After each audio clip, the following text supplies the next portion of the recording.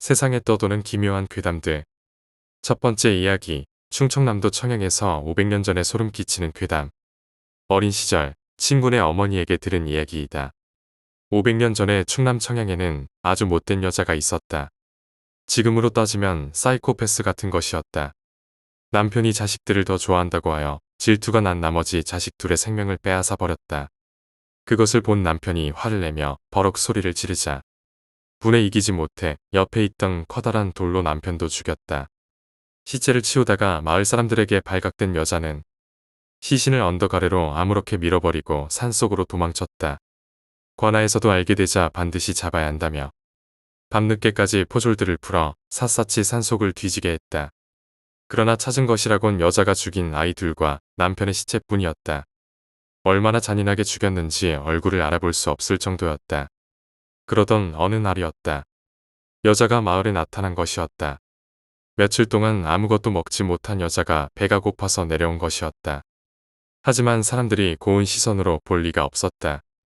여자가 나타났다고 말하자 마을 사람들이 우르르 몰려나왔다. 배가 고파서 먹을 것을 좀 달라는 여자에게 밥은커녕 길에 있던 돌을 잡아 던졌다.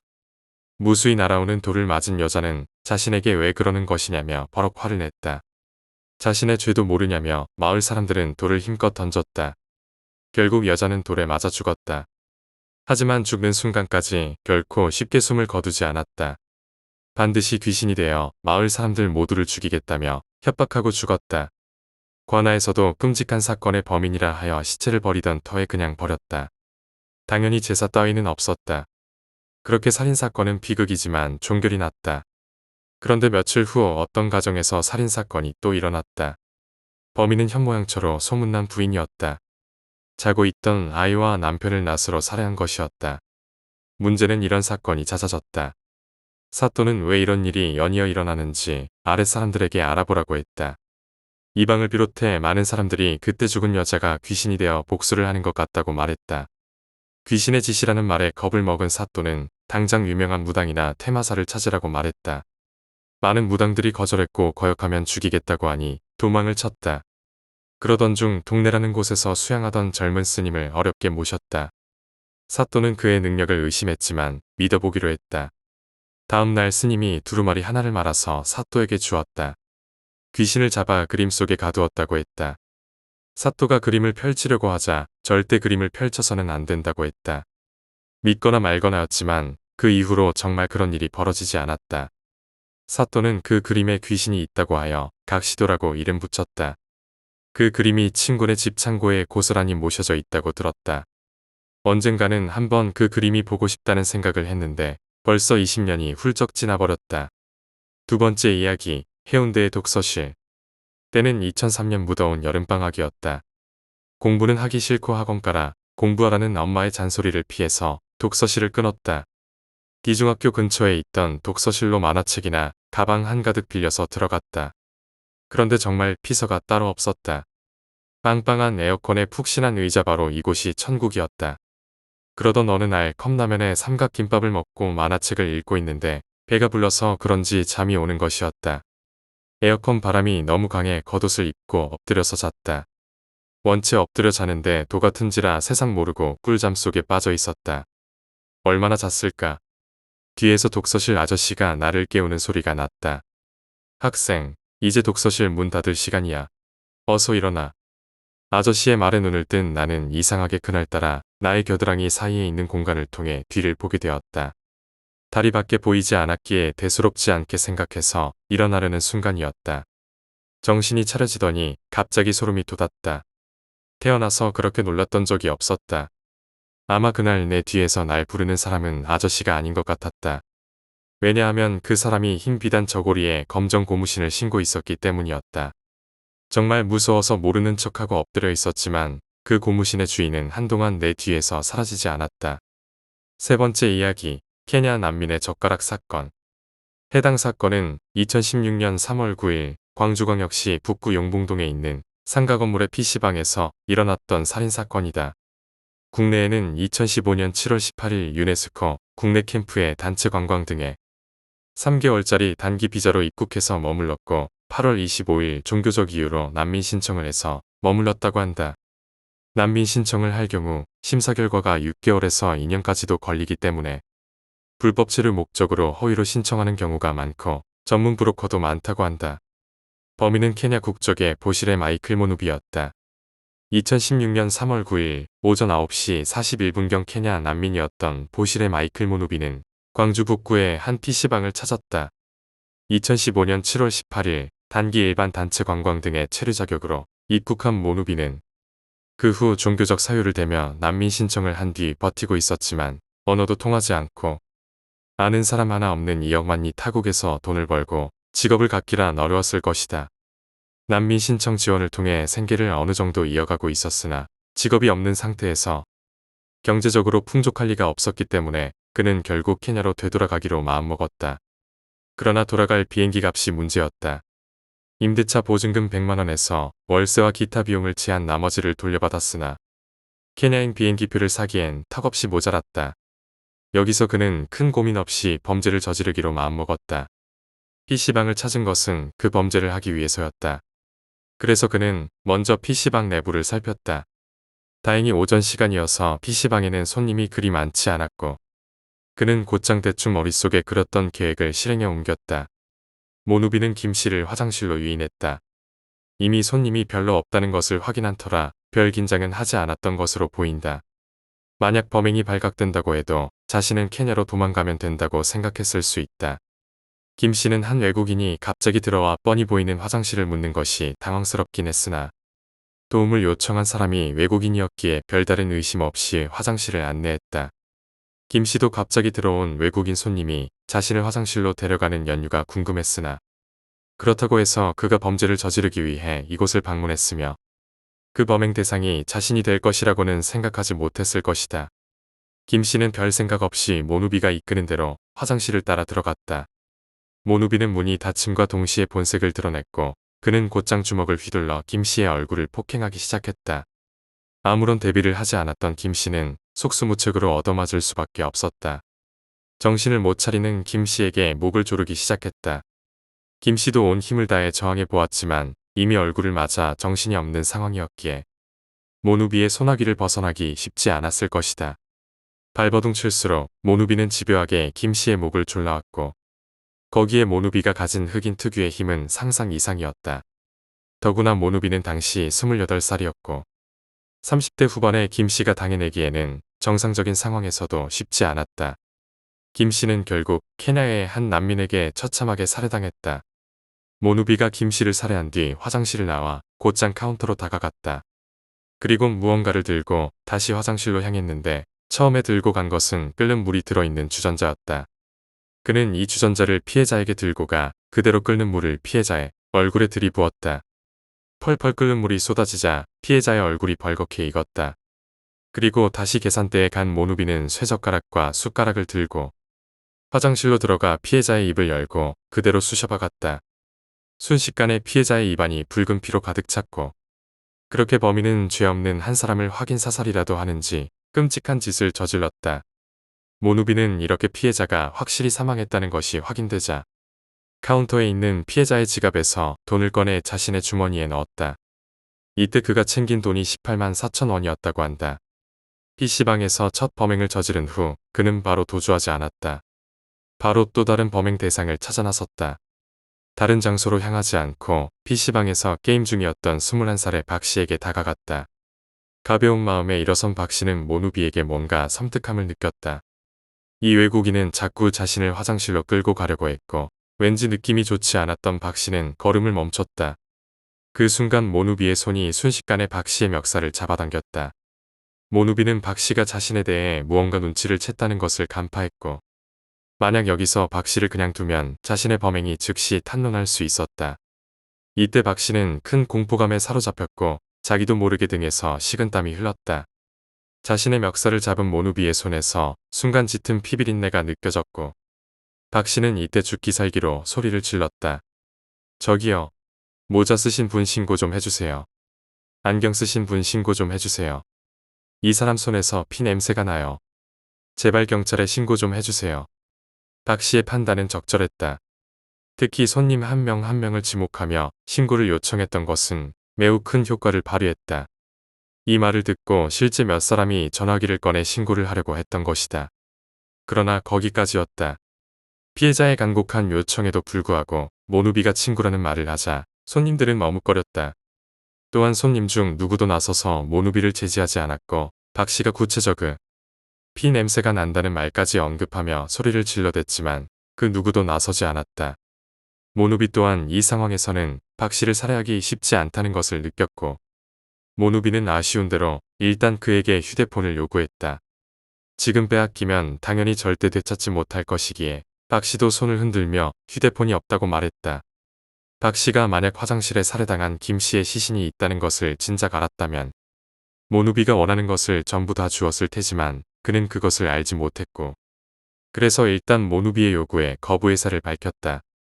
그러나 자신을 죽이겠다는 서슬퍼런 모누비의 협박에 박 씨는 자신의 휴대폰을 내놓을 수밖에 없었다. 모누비는 피해자에게서 휴대폰을 빼앗자 이번에는 점퍼를 내놓으라고 요구했다. 박 씨는 결국 시키는 대로 할 수밖에 없었다. 그러나 모누비는 욕심이 끝이 없는 인간이었다. 점퍼를 빼앗은 것도 모자라 점퍼 안에 옷까지 벗어달라 요구했다. 박 씨는 이 요구에 거부하며 도망치려 했고 모누비는 주먹을 휘둘러 도망가려는 박 씨의 얼굴을 후려쳤다. 박 씨가 벗어놓은 점퍼를 입고 PC방 밖으로 도주했다. 다행히 모누비는 얼마 지나지 않아 근처 대학가에서 경찰에 의해 검거되었다. 그러나 검거 후에도 모누비는 완강하게 저항했다고 한다. 유치장에서 난동을 부리기도 했고 입고 있던 옷을 벗어 던지며 동물 소리와 같은 괴성을 지르거나 알 수 없는 몸동작을 취하며 극도로 민감한 반응을 보였다. 그리고 소리를 지르며 이상한 주문 같은 단어를 내뱉었고 고의적으로 정신병자 행세를 했다. 검거 후 조사에서 모누비는 묵비권을 행사했기 때문에 사건을 담당하던 광주 북부경찰서는 자국민 보호를 위해 왔던 케냐 대사관 직원에게 사건 관련 내용을 전달하고 단독 면담 시간을 보장하려 했다. 그러나 해당 대사관 직원도 계속해서 난동을 부리는 모누비의 행동을 보고 무섭다는 말과 함께 면담을 하지 않고 대사관으로 돌아갔다. 결국 아무런 죄 없는 사람을 단지 자신의 케냐행 비행기 값이 모자란다는 이유로 잔인하게 살해하고 그 시신을 끔찍하게 훼손하고 또 다른 피해자에게도 범죄를 저지른 이 케냐인은 25년형을 선고받았다. 검찰에서는 무기징역을 구형했지만 재판부는 25년형을 선고했다. 1심에서 징역 25년형을 선고받은 후 바로 항소했다. 범행 당시 심신미약 상태였으며 환각 상태나 스스로의 판단이 아닌 어떤 다른 힘에 이끌려 범행했다고 주장했지만 항소심에서도 1심과 같이 징역 25년을 선고받고 복역 중이다. 본인은 정신 이상을 주장했기 때문에 검찰이 정신검사를 의뢰했지만 검사에서도 모두 정상으로 나왔다. 모누비 씨가 피해자를 강도 목적으로 살해한 뒤 시신에 물을 들이붓고 쇠숟가락과 젓가락으로 사체를 훼손하는 등 죄질이 좋지 않다. 피해자의 유족들이 소중한 가족을 잃고 평생 치유할 수 없는 정신적 상처를 입은 것을 감안해 중형을 선고한다고 밝혔다. 네 번째 이야기, 실명의 저주. 옛날 조선시대 시절 전라남도에 꽝꽝나무라고 불리는 상록과목이 많이 자라는 한 마을이 있었다. 그 마을에서는 봄에 농사일을 하기 전 주변 들판에서 잡초를 태우는 들불넣기라는 것을 하는 것이 마을의 전통 관례였다. 그러던 어느 날 마을의 젊은이들이 모여서 매해 하던 들불넣기를 하기 위해 준비 중이었다. 이제 막 해가 저물기 시작했을 때 어두운 마을 한 구석에서 갑자기 어떤 그림자가 춤을 추는 모습이 보였다. 그림자를 보고 깜짝 놀란 젊은이들은 사람이 있다라며 크게 소리치기 시작했다. 자세히 보니 다소 남루한 차림을 한 남자가 사방에서 다가오는 불 가운데서 크게 당황하고 있었다. 그는 들판에서 야속을 하기 위해 들판에 누워 있었다고 했는데 하필 또 맹인이었다. 젊은이들이 이리저리 소란한 와중에도 불은 들판을 향해 점점 옮겨붙어가며 더욱 크게 불이 났다. 맹인은 이놈들 내가 있는 걸 알면서도 일부러 불을 붙였구나 라며 크게 분개했다. 이 말을 들은 마을 젊은이들은 뭐라고 사람에 대고 그딴 소리를 하다니 그렇게 죽고 싶다면 내가 원하는 대로 죽여주마 라며 가지고 있던 불을 맹인이 서 있는 주변에 던져버렸다.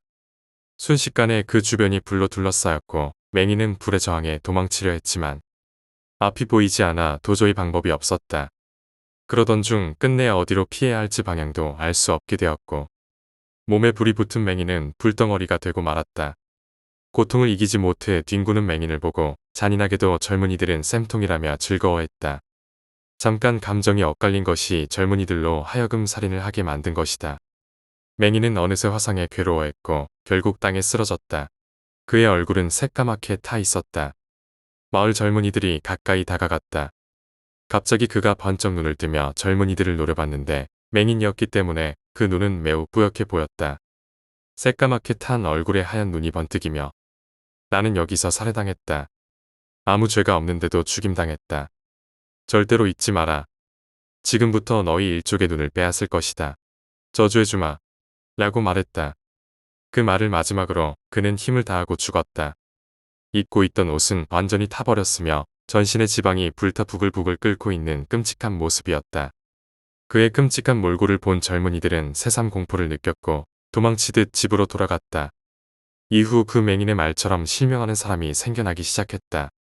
들불넣기를 한 젊은이들 본인은 물론 주위의 가족들까지 멀쩡했던 눈이 멀며 맹인이 되는 사람이 속출했고 멀쩡한 다른 주변 마을 사람들까지 공포에 질리기 시작했다. 마을 주변의 유명한 무당이나 명망 높은 스님을 초빙해왔으나 그들도 마을에 직접 방문해 살펴보더니 자업자득입니다. 원한이 너무 커서 다른 방법이 없습니다. 라는 말만을 남긴 채 돌아갔다. 이윽고 그 마을에서 실명하지 않은 사람들은 하나둘 떠나기 시작해 맹인만이 남은 마을이 되어버렸고 마을 전체가 쇠퇴해버렸다. 5번째 이야기, 사당 괴담. 지금은 돌아가신 저희 할아버지에게서 직접 들은 이야기이다. 할아버지께서 초등학교 6학년 여름방학 때 친구와 둘이서 강에 물놀이를 하러 가셨다고 한다. 다만 그 강에서 물놀이를 하는 것은 매우 위험한 일이기 때문에 학교에서는 그 행위를 단단히 금지한 상태였다. 할아버지가 어렸을 때의 둑이나 제방은 요즘처럼 깨끗하게 정비되지 않았고 나무로 단순하게 제방을 만들었기 때문에 아이들이 숨어서 놀 수 있었다고 한다. 이때 친구의 제안으로 둑나무들 사이에 돌을 쌓아 신의 사당을 만들었다고 한다. 돌로 벽과 천장을 만들어 흙으로 고정한 아이들의 무릎 정도 되는 높이의 사당을 지으셨는데 그 안에는 적당한 유목 파편을 넣어두고 그것을 신이로 썼다고 한다. 할아버지의 친구가 듣기로는 이렇게 사당을 지으면 신이 와서 사당을 지은 사람들에게 뭔가 선물을 줄 수 있다는 말을 들었다고 한다. 장난삼아 둘이 주변에 있는 산딸기나 꽃을 공양하거나 기도하는 흉내를 내며 놀기 시작했는데 처음에는 장난삼아였지만 합장을 하고 눈을 감으면 뭔가 기묘한 기분이 들기도 했다. 강에서 사당을 지어 놀기 시작한 지 3주 정도가 지났을 때 같은 반 동급생의 고자질로 강에서 놀던 것을 선생님에게 들키고 말았다. 이 때문에 친구와 함께 부모님을 동반해 학교에 불려나갔고 할아버지와 친구는 맹렬히 혼이 났다고 한다. 이걸로 끝난 것이 아니라 여름방학 남은 기간 동안 집에 밭일이 끝난 뒤에도 매일 학교에 가서 교장 선생님이 지정해 주신 책을 베껴 쓰는 벌도 둘이 추가적으로 받았다. 물론 더 이상 강에 놀러갈 수도 없었다. 강에 놀러가지 않은 지 일주일이 지나자 같이 책을 베껴 쓰던 친구가 말했다. 우리가 모시던 신이 있잖아. 우리가 찾아가지 않으니까 화가 난 것 같아. 친구 말로는 강에 가지 않게 된 이후로 꿈의 짧은 막대기처럼 매우 마른 남자가 매일매일 나타나게 되었다고 한다. 그리고 엄청 심한 사투리로 말을 했다고 하는데 이제 와서 모르는 척 하는 거냐. 어서 강으로 와. 목숨이 아깝지 않은 거냐. 라는 말을 반복해서 말했다고 한다. 친구가 지금은 가기 힘들다고 말했지만 믿어주지 않았다고 한다. 이 사람은 분명 그 사당에 오게 된 신일 것이다. 그리고 친구는 밤새 잠들지 못했고 계속 설사를 한다는 사실도 말해주었다. 이건 분명 그 신이 벌을 내린 거야. 분명해. 라고 말했는데 신에 대한 공포를 느낀 할아버지는 이것에 대해 가족에게 말했다. 아버지와 어머니는 이 말을 듣고 무슨 헛소리를 하는 거야? 세상에 신이 어디 있지? 그냥 가서 숙제나 해라. 라며 무시하셨고 할머니께서는 또 강에 가고 싶어서 거짓말하는 거지. 그런 신이 진짜로 있다면 내가 쫓아내버릴 거다.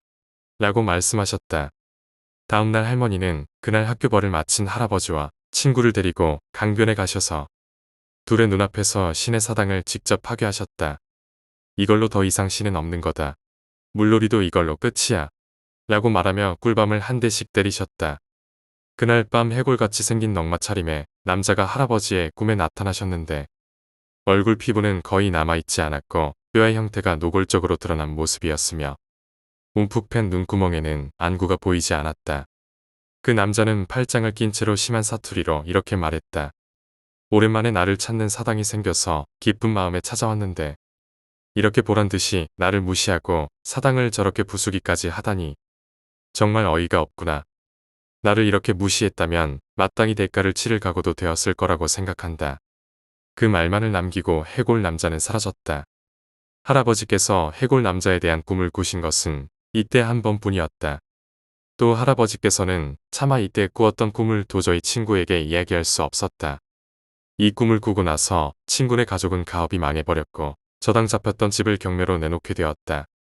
아주 넓은 토지를 보유한 대지주로 마을에서 유명했었는데 갑자기 토지의 모든 작물들이 다 죽어가고 땅들이 모두 황폐하게 변해갔다. 그리고 친구네 부모님의 건강도 조금씩 안 좋아지며 시름시름 앓게 되었다. 결국 친구네는 주변 사람들에게 제대로 인사도 하지 못하고 다른 곳으로 조용히 떠나버렸다. 이렇게 떠난 친구의 근황은 할아버지는 이후에도 알 수 없었다. 할아버지의 주변에서도 일이 일어났는데 할아버지의 부모님과 할머니 모두 악몽에 계속 시달렸다. 공통적으로 하는 말이 할아버지가 본 것처럼 해골 남자가 꿈에 나왔다는 것이었다. 해골 남자는 무서운 표정을 하고 할아버지의 부모님에게 나는 분명히 존재한다. 이래도 내가 존재한다는 것을 못 믿겠나? 라는 말을 했고 할머니의 꿈에서는 네가 감히 내 사당을 그렇게 부숴버리다니 도저히 용서할 수 없다. 넌 내가 꼭 그 대가를 치르게 해주겠다. 라며 매우 화를 냈다. 며칠 동안 이 꿈이 계속되니 할아버지의 부모님과 할머니는 사당이 있던 강으로 매일같이 가서 잘못했다고 계속해서 비셨는데 부모님의 경우는 며칠 이후 꿈에서 나타나진 않았지만 할머니의 경우는 꿈에 나타나는 것을 결코 멈추지 않았고 결국 돌아가셨다. 해골 남자가 꿈에 나오고 열흘째 할머니는 자기 방에서 돌아가신 채로 발견되셨다. 근데 방 안에서 돌아가신 모습이 할머니의 의와 폐에 물이 가득 차 있던 채로 마치 익사한 형태였다. 할머니의 장례식을 치른 이후로 할아버지의 부모님은 그 강 근처에 해골 남자를 위한 사당을 직접 다시 세웠고 이후에는 할아버지께서 돌아가실 때까지 평생 관리하셨다. 나중에 알게 된 것인데 강 주변 일대는 역사적인 대기근과 가뭄 때문에 심각한 피해가 있었던 기록이 있었다. 또 할아버지께서 직접 마을의 기록 등을 살펴보고 수소문해 본 결과 마을에서 가장 나이 많은 어르신으로부터 지금은 나무도 믿지 않지만 내가 어렸을 때만 해도 이 마을에는 대기근과 가뭄으로부터 보호해준다는 존재에 대한 믿음이 상당했었어. 물론 시간이 지나면서 점점 사라졌지만 그런 존재에 대한 얘기는 분명히 존재했었다. 다만 그것이 신인지 요괴인지는 모르겠다. 라는 말을 들을 수 있었다. 제가 어렸을 때 할아버지로부터 들었던 이야기이고 할아버지께서 돌아가시기 전 마지막으로 해주셨던 말은 그 남자가 이제 나보고 편히 쉬어도 된다고 했어. 너부터는 이제 아무 일도 없을 거다. 였다. 이 말을 마지막으로 돌아가셨다. 할아버지가 돌아가신 지 꽤 시간이 흘렀지만 할아버지가 관리하셨던 사당은 지금 마을에서 관리하고 있다. 저는 지금까지 한 번도 해골 남자를 꿈에서 본 적이 없다. 6번째 이야기, 일본의 요괴. 게게게의 키타로 같은 만화에서 우스꽝스럽게 나와 유명한 아즈키아라이라는 요괴가 있다. 내 고향인 토치기 북부강가의 농촌 마을에는 꽤 옛날부터 목격담이 전해 내려온다. 이쪽에서는 진지하게 공포의 대상이다. 지역 사람들 사이에서는 낚시나 물놀이하러 가는 곳으로 유명하지만 그중 한 곳 하천부지에는 절대 다가가면 안 된다. 증조할아버지의 할아버지와 아버지에게까지 귀에 못이 박힐 정도로 들었던 이야기다. 아즈키아라이가 강변에 나타나 그 소리에 이끌려온 사람을 물에 빠뜨려 죽인다는 것이다. 실제로 아버지가 중학생일 무렵 친구들과 함께 강을 찾았다가 팥을 물에 싣는 듯한 차르륵 하는 소리를 듣고 무서워 벌벌 떨었던 적이 있다고 한다. 일행 중 두 사람이 요괴를 한번 보겠다고 소리가 나는 쪽으로 향했다고 한다. 그리고 결국 한 명은 물에 떠내려가 실종되고 말았다. 아마 용소까지 떠내려가 그대로 가라앉은 게 아닐까. 살아남은 다른 한 명의 말에 따르면 소리가 나는 곳까지 갔더니 키 작은 노인 4명이 있었다. 그들은 웃으며 통에 들어있는 무언가를 휘저어대고 있었다고 한다. 갑자기 그 4명이 한 번에 시선을 돌려 그를 바라봤다고 한다. 그 순간 가위에 눌린 듯 몸이 움직이지 않으면서 그대로 머리를 부딪혀 기절했다는 것이다. 다른 친구에 대해서는 알 수 없지만 기절하기 전에 첨벙하는 소리를 들었다고 한다. 실종된 소년을 찾기 위해 꽤 오랜 기간 수색이 이어졌지만 결국 찾지 못했다. 당시 학교와 지자체까지 나서 그 강 근처의 출입을 통제했기에 그 후 큰일은 없었다. 한 번은 어느 대학에서 민속학 조교수가 연구차 방문했던 적이 있다. 그는 그저 물살이 강한 하천 부지에서 발을 헛디뎌 휩쓸린 것이 아니냐는 의견을 냈다. 다른 곳과는 미묘하게 다른 지역 특유의 물소리가 다른 무언가로 인식되어 사람들이 다가온 것이라고. 하지만 아즈키아라이의 전승은 꽤 옛날부터 지역에 전해지고 있다. 나 역시 아버지에게 전해 들은 노인 목격담의 인상이 강렬해 지금까지도 두려워하고 있다. 지금까지 살면서 내가 직접 팥을 씻는 소리를 들은 적은 없지만 아직까지도 친구나 동네 아이들 사이에서는 그 소리를 들었다는 이야기가 끊이질 않는다. 언젠가 진상을 알고 싶지만 무서워서 그 하천 부지에는 아직도 다가가지 않고 있다. 7번째 이야기, 멍청한 놈. 고등학교 3학년 여름방학 때까지만 해도 나보다도 멍청한 녀석이 있었다. 그런데 가을쯤 되니까 갑자기 각성을 하는 게 아닌가. 기분 나쁠 정도로 머리가 좋아진 것이다. 같은 농구부였던 친구였는데 공부뿐 아니라 운동에서도 어느 날을 기점으로 뭔가 뒤바뀐 것처럼 엄청난 성과를 내기 시작했다. 3학년이라 이미 은퇴한 시점이라 농구 쪽에서는 별 의미가 없었지만 본인 스스로도 꺼림칙해하며 우주인한테 개조라도 당한 건가? 라고 자기 입으로 말할 정도였다. 그 녀석은 뭔가 생각한 게 있었는지 가을 지나갈 무렵에야 나랑 같이 진학할 예정이던 사립대학에서 지역 국립대학으로 지망을 바꿨다. 들어가기 만만치 않은 곳이었지만 한 방에 합격했다. 그것도 장학금까지 받으면서. 그 녀석은 웃으면서 뭔가 무서운데 라고 말했다. 나는 예정대로 지망했던 대학교에 진학했기에 최근 1년간은 그 녀석과 잘 만나지 못했다. 그리고 지난주 그 녀석의 부고가 전해왔다. 1년 전까지는 아픈 데는 하나도 없던 녀석이었는데 사인은 신부전이었다. 원인 불명이라고 한다. 소파인지 의자인지에 앉아 웅크리고 있었다고 한다. 가족이 아침밥 먹으라고 깨우려고 했는데 일어나지 않았다. 괴로워하는 표정 같은 것도 없었고 그저 평소와 똑같은 모습이었다고 한다. 대학에 들어가고서도 그 녀석의 각성은 대단했던 모양이다. 이런저런 상도 잔뜩 받았다고 한다. 그 상금과 아르바이트하면서 모아둔 돈을 전부 남기고 간 바람에 고작 20살이었던 주제에 유산 상속까지 이루어졌다. 어째서인지는 모르겠지만 나는 야구 배트와 앰프를 받았다. 그런 걸 전부 기록해둔 유서 같은 게 있었으니까. 친구가 생전에 그런 생각을 했다는 것 자체가 어쩐지 기분이 나빴다. 혹시 자살은 아닌지 의심받기도 했지만 아무리 조사해봐도 자연사라고 밖에 설명할 길이 없었다. 내가 모아둔 돈은 여동생의 학비로 써주기리라니. 보통가 대학에 들어간 20살짜리가 써둘 일일까? 자연사로 세상을 떠났는데 어쩐지 무척 두렵다. 그 녀석 왜 죽어버린 걸까? 평범하던 녀석이 각성하면서 수명을 빠르게 써버린 걸까? 8번째 이야기, 신발회사 괴담. 그럭저럭 15년이 다 되어가는데 나는 신발회사의 영업직이었다. 대기업의 염가 공세에 밀려 사장의 불호령이 떨어졌다. 결국 외국에서 싸구려 신발을 수입해 팔기 시작했지만 이게 영 못 써먹을 물건이었다. 사장의 지시에 따라 신발들을 먼 교외에 내다 버리게 되었다. 그런데 수상한 트럭이 한밤중에 드나드는 걸 누군가 목격했나 보다. 경찰에 신고가 들어갔는지 잠결에 뛰쳐나온 듯 구깃구깃한 제복을 입은 경찰관에게 조사를 받게 되었다. 조수석에 타고 있던 내가 운전자 대신 대답에 나섰다. 당신 아는 버리기 전에는 돌아오지 말라는 말을 들어 만신창이었기에 넋두리를 잔뜩 늘어놓았다. 그랬더니 그 경찰관은 어딘가에 전화를 걸었다. 불상에게 공양으로 바친다면 눈 감아 줄 수 있다고 촌장이 말하는군. 기묘한 제안이었다. 넘겨받은 지도에는 근처 마을 주변 산속 불상의 위치들이 그려져 있었다. 필사적으로 산마다 나누어 공양이라고 신발을 버리고 왔다. 멀쩡한 거 몇 개는 아까워서 내가 챙기기도 했다. 사흘 정도 걸렸지만 마침내 모든 불상에게 신발을 바칠 수 있었다. 돌아오는 길에 사고가 났다.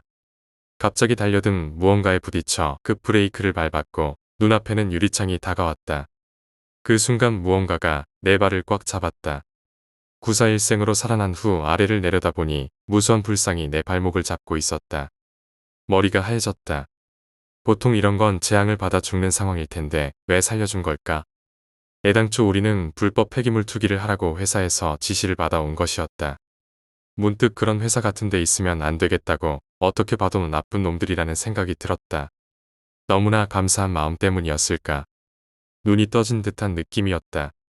그 길로 회사를 때려치웠다. 그리고 기묘한 인연에 이끌려 그 마을에서 일을 구했다. 맨발의 지장보살에게 신발을 바친 사람이라는 소문 덕분에 곧 취업할 수 있었다. 산과 지장보살 관리인 자리였다. 열심히 반년 정도 일하다가 회식 자리에서 뜻밖의 이야기를 듣게 되었다. 저건 사실 지장보살이 아니라 이 산 주변에 있는 신을 가라앉히기 위해 산 제물을 바친 것이라고. 산 제물이 된 사람들은 마을에 대해 원한을 품었기 때문에 사람들에게 이익이 되는 존재는 아니라는 것 같았다. 즉, 나는 과거의 산 제물에게 바치는 산 제물 같은 존재였다. 그걸 깨달은 순간 오한이 들었다. 경찰관이 짐짓 도와주겠다며 건넨 말의 뒤편에 숨겨진 낙에 이 마을 사람들은 과거부터 지금까지 전혀 변하지 않았다는 걸 느꼈다.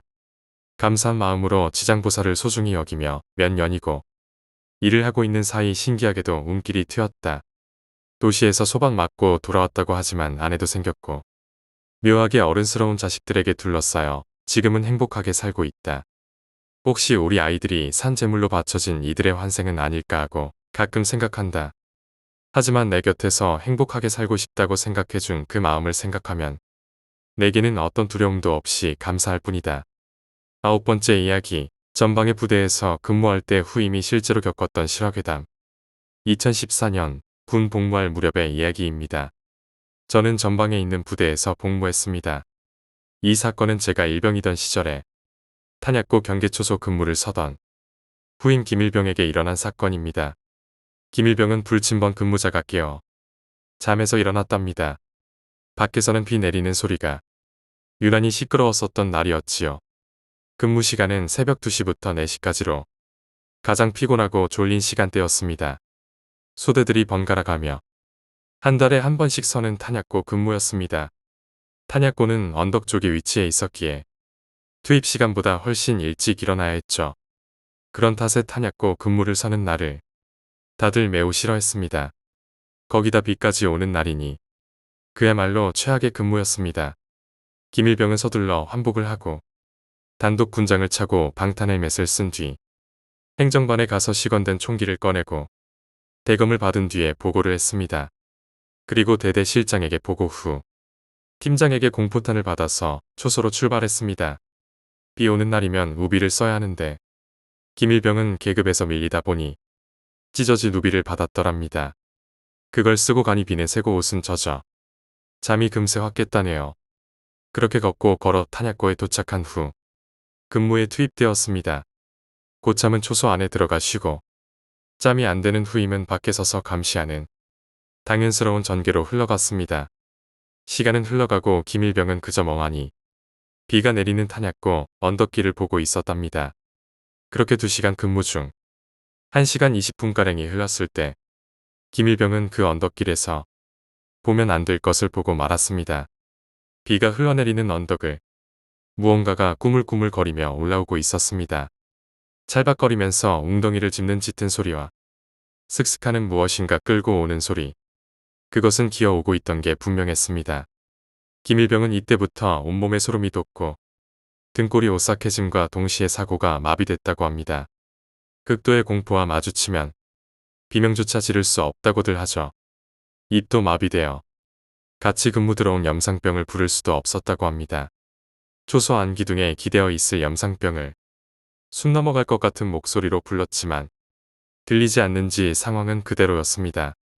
그러는 사이 그것이 내는 소리는 더욱 크게 들려오고 그것은 이제 언덕길 중간에 파놓은 배수로를 지나오고 있었습니다. 짙게 들리는 물을 짚는 소리와 더불어 그것의 형체가 서서히 보이기 시작했습니다. 낡은 군복을 입고 있는 군인이었습니다. 하반신은 날아간 것인지 절단된 것인지 보이지 않았고 찢어진 상의 옷까지만 끌려오고 있었다고 합니다. 비 오는 날 검은 형체가 기이한 소리를 내며 기어오고 있는 것만으로도 졸도할 지경인데 김일병을 더 미치게 만든 건 그것의 얼굴이었습니다.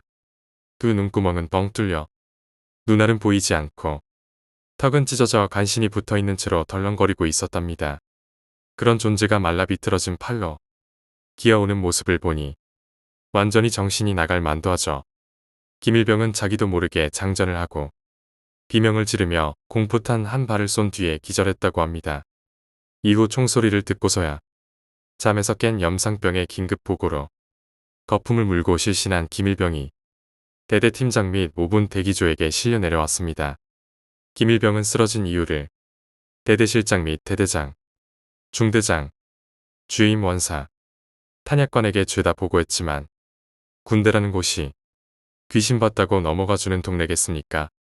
결국 군의관에게 정신착란으로 인한 극도의 공포에 의한 발포라는 길고 얼토당토하는 판정을 받고 나서 휴가도 잘리고 진급도 누락당하더군요.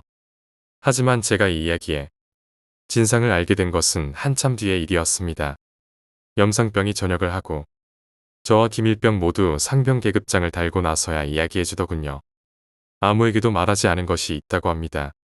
김일병이 공포탄을 쏜 이유가 따로 있었던 겁니다. 기어오는 질적한 소리가 가까워 올수록 목소리가 들리더랍니다. 처음엔 놔달라는 듯 들렸는데 얼굴이 보일 정도로 가까이 오니 겨우 무슨 말인지 알아들을 수 있었다고 합니다. 제발 자기한테 총을 쏴달라고 말했다고 합니다. 전쟁 당시 폭격으로 하반신을 잃고 숨을 거둔 군인의 혼령이었을까요? 이유를 알고 나니 마음이 착잡해지더군요. 수십 년이 훌쩍 넘은 지금까지 아픈 몸을 이끌고 기어다니며 자신을 고통에서 해방시켜줄 누군가를 찾아다니는 군인의 혼령이라니. 군 복무하는 도중 전쟁의 참혹함을 다시금 뼈에 새겼던 순간이었습니다. 10번째 이야기, 온천괴담. 한밤중에 친구들과 드라이브를 나섰다. 행선지는 어느 온천 마을이었다.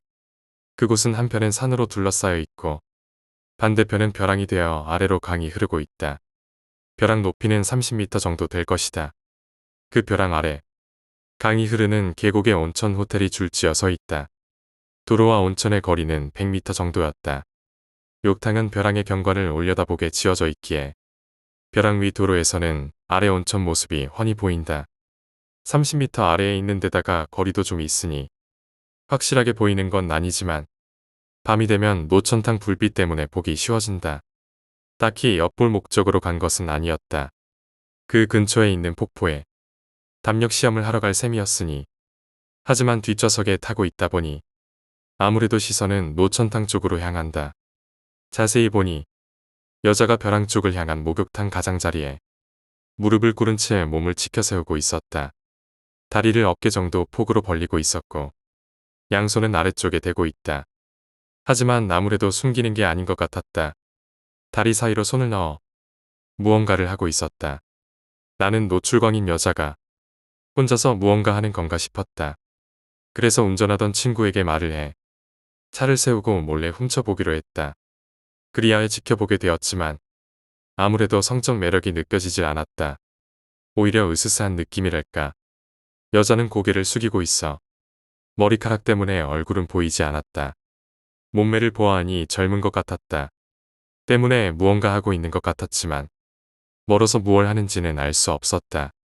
별로 재미도 없었기에 슬슬 출발하자고 말하려던 찰나. 야, 저거 뭐가 나오고 있지 않냐? 친구의 말에 자세히 보니 그녀의 손이 무언가를 잡아 끌고 있었다. 여자의 몸이 앞으로 구부러진다.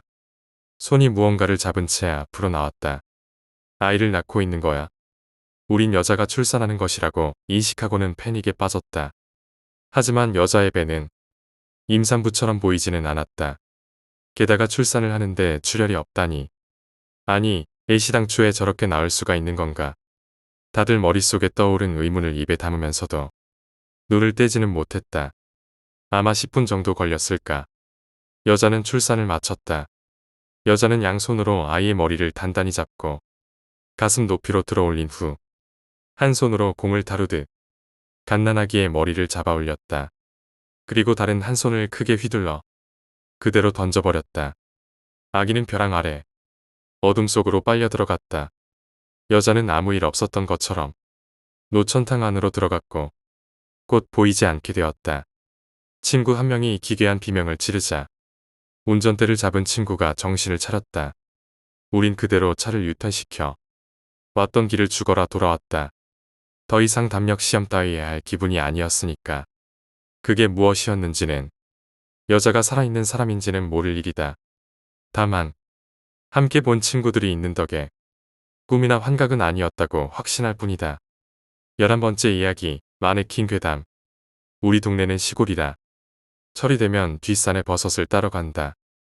초등학생 무렵의 할아버지에게 버섯이 많이 나는 곳을 배우며 함께 다녔다. 하지만 중학생이 되고서는 혼자 다니거나 친구랑 다니거나 했다. 그날은 일요일이라 친구랑 둘이서 같이 뒷산을 찾았다. 순조롭게 이것저것을 딴 뒤에 슬슬 돌아갈까 싶던 때였다. 친구가 갑자기 소리를 지르더니 그 자리에 주저앉았다. 나뭇가지에 다리가 걸려서 넘어지는 일이 종종 있다 보니 그때도 그런 줄 알았다. 하지만 친구는 위를 바라보고 있었다. 나도 따라서 위를 봤다. 목을 맨 사람이 있었다. 그것도 둘이나. 너무 놀라면 소리조차 지르지 못한다는 걸 그때 느꼈다. 나는 뒷걸음질 치며 아무것도 하지 못한 채 패닉에 빠져 있었다. 하지만 한동안 보고 있자니 진짜 사람이 아니라 마네킹이라는 걸 깨달았다. 산에다 이딴 걸 달아놓냐며 화를 내며 친구와 산을 내려왔다. 나와 친구는 우리 집에 가서 아버지에게 우리가 본 것을 전했다. 곧 접사다리와 손도끼, 전지가위를 가지고 셋이서 다시 마네킹을 치우러 갔다. 아버지가 사다리에 오르고 나와 친구는 사다리를 붙잡고 지탱했다. 아버지는 솜씨 좋게 마네킹의 목에 감긴 로프를 잘라서 아래로 떨어뜨렸다. 이런 것은 어서 버려버리자고 셋이서 우리 집에 헛간으로 옮겨왔다. 그대로 버렸다가는 누가 오해할지도 모르니까 가능한 사람같이 안 보이도록 산산조각으로 부숴버릴 생각이었다. 마네킹이 입은 허름한 옷을 벗겼다. 마네킹의 배에는 빨간 페인트로 글씨가 쓰여 있었다. 이 마네킹을 내린 사람은 죽는다. 그걸 보고 그 자리에 있던 모두가 얼어붙었다. 하지만 아버지가 또 하나 여자 원피스를 입혀놓은 마네킹의 옷을 벗겼다. 역시나 그 마네킹의 배에도 글씨가 쓰여 있었다. 이 마네킹을 내린 사람이 가장 사랑하는 이가 죽는다. 아버지는 굳어버린 나와 친구를 달래며 가서 주스라도 좀 사와라 하며 우리를 헛간에서 내보내셨다. 그 사이에 아버지는 혼자 마네킹 둘을 산산조각 낸 뒤에 버리셨다. 그 이후 나와 아버지, 친구에게 그 사건은 입에 올리면 안 되는 것이 되었다. 말을 꺼내기조차 꺼림칙해서 글로 남기는 것이지만 가장 사랑하는 이가 죽는다. 라고 쓰여 있는 걸 보자 너무나도 괴로웠다. 12번째 이야기, 사이코패스. 우리 집은 원룸 임대업을 했다. 당시 원룸치고는 나름 보안을 철저하게 만들었다. 철통 같은 보안의 원룸은 딸아이를 둔 부모님에게 인기가 많았고 덕분에 우리 건물엔 여학생이 많았다. 사건의 주인공은 입주한 지 3달쯤 된 여자애였다. 한 달에도 몇 번씩 건물 출입구에 도어락 비밀번호를 바꿔달라며 진상기를 보이는 학생이었다. 근데 어느 날부터인가 자꾸 이상한 소리를 하는 것이었다. 자기가 없을 때 누가 방에 들어오는 것 같다면서 말이다. 물론 우리는 모든 방을 들어갈 수 있는 마스터카드가 있긴 했다. 가끔 방을 빼면서 비밀번호를 알려주지 않는다거나 정기점검 나올 때 미리 동의를 구하고 들어가는 용도 외엔 쓰지 않는다. 하지만 그 여자애는 나를 의심하는 것 같았다.